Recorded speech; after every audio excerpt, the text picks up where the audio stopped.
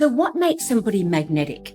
What are the personality traits that keep somebody interested?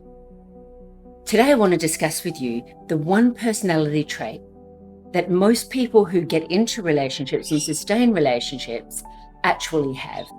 So, my name's Luanne Ward. I'm a dating and relationship expert. I'm also a professional matchmaker. And for the last 25 years, I've been helping people have more heartfelt, connected relationships. Today, I want to specifically talk about what is going to keep somebody more interested and more invested in getting to know you, because that's what it's about, right? You can meet somebody, but you've got to keep them interested. We're going to first of all talk about the low maintenance person. Whether it's a male or a female, it doesn't really matter. This is the same for both sexes. So you can have somebody that's really low maintenance. They're very easygoing. They go with the flow. They don't really like to rock the boat. They're happy to just cruise along. And you meet this kind of person and you think, wow, this person's really chilled out. This is so easy. These are usually individuals that are people pleasers. They don't like to rock the boat. It seems like nothing phases them. And when you get into a relationship with someone that's a low maintenance person, you just think, wow, everything's so easy. But after a while, you get bored. So when you're a low maintenance person and you don't speak your mind and you don't stand up for yourself and you don't draw a line in the sand and have boundaries, you might find it easier to connect with people and start a relationship. So when you're too low maintenance, there isn't enough excitement for somebody in the relationship. So what does a low maintenance person look like? I remember a client that I was working with a little while ago, and she had come out of a relationship with a guy that she'd been with for 2 years and was really upset because he ended the relationship with her, telling her that he just didn't really want a commitment, that he wanted to spend some time on his own. He wanted to be single for a while. 6 months later, he met somebody else, got engaged, and within a year, they've got their first child. And not only was this a pattern in that particular relationship, it happened to her 2 times before.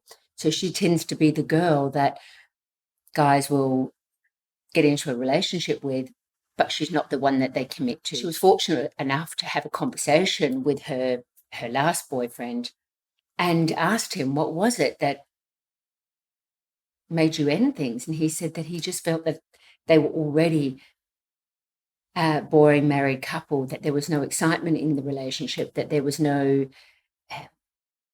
challenge for him, that he didn't feel that she had her own opinion, that she was predictable, and there just wasn't that excitement there. So when you are a low maintenance person, just make sure that the low maintenance isn't a matter of not having boundaries. Very well and good to be an easygoing person. Everybody likes someone that's a go with the flow, easygoing person.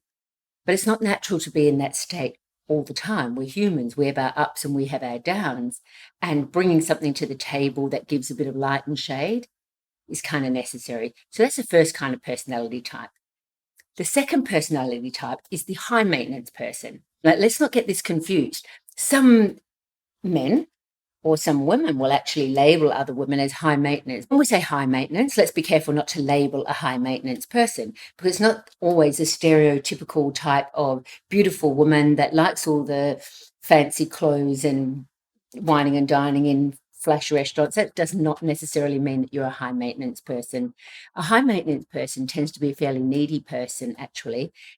They can be a professional person. They can be a high-powered, independent person. And a high maintenance person has a very high expectation of other people. They want everything their own way. At first, when you meet them, having someone that's high maintenance can be a little bit exciting, actually. And people like a challenge. So being involved with this person gives you a challenge, and it gives you a little bit of a thrill to capture their heart. But unfortunately, the high maintenance person finds it very, very hard to hold on to a relationship. Can be quite stereotypical to a career person, a very professional, high-powered, successful person. And as I said, we don't want to label anyone. But when you're high maintenance, you do have an expectation that things are going to go your way. You demand a certain set of standards. Often these people can be very controlling and very dominating, and they need things to be their own way.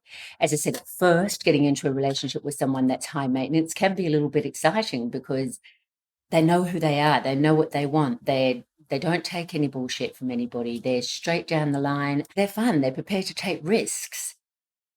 But when you're a high maintenance person, it can get exhausting, and people don't want to be told what to do, and they don't want to live up to your standards. So when you're a high maintenance person, you have to be very, very mindful that not everybody can fit into your box and not everybody's out there to please you. So we have a low maintenance person, we have a high maintenance person, and then we've got someone that's a central maintenance person. And when you sit in the center of these two personality types, you're very congruent to being who you are. Sometimes you can be easygoing and sometimes you can be high maintenance. But the central maintenance person doesn't have a problem actually explaining who they are, what they want, what they're prepared to accept, what they're not prepared to accept. They have boundaries. They are able to put a line in the sand. They're able to say no. They're not there to just please you. They'll please you sometime, or sometimes be easygoing, and they'll sometimes be high maintenance. They'll be a combination. But what they are is they're usually congruent to who they are, and they know who they are.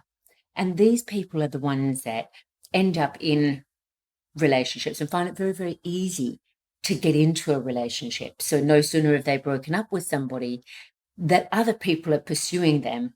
And it's not that they need to be in a relationship. They don't have the neediness so much of a low maintenance person, and they don't have the need to control as a high maintenance person would.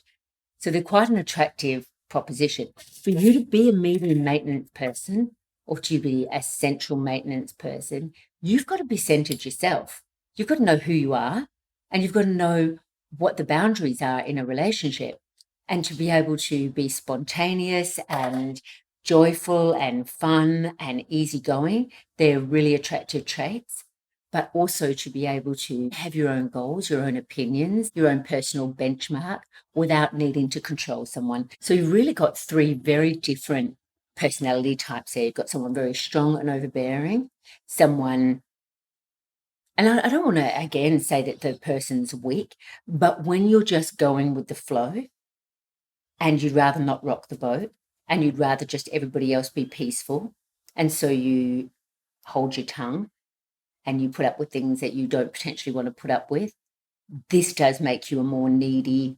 But when you sit in the middle of those two personality types and you can be exactly who you are and you know who you are, you're not needy and you're not controlling, this is the one personality type that will find it much easier to get into a relationship. So have you ever been out with somebody that's been a low maintenance person, and at first they're really great to hang out with, but after a while they started getting a bit boring? What was your experience with a low maintenance person? And what about a high maintenance person? Have you ever found yourself being a high maintenance person or in a relationship with one? And how did it affect the relationship? Would love to hear your comments, because every time you share a comment, you potentially help somebody else, and we all learn from other people's experiences and our own experiences. So please do go ahead and share your perceptions of what's high maintenance, what's low maintenance, and what's central maintenance, and where do you sit in there.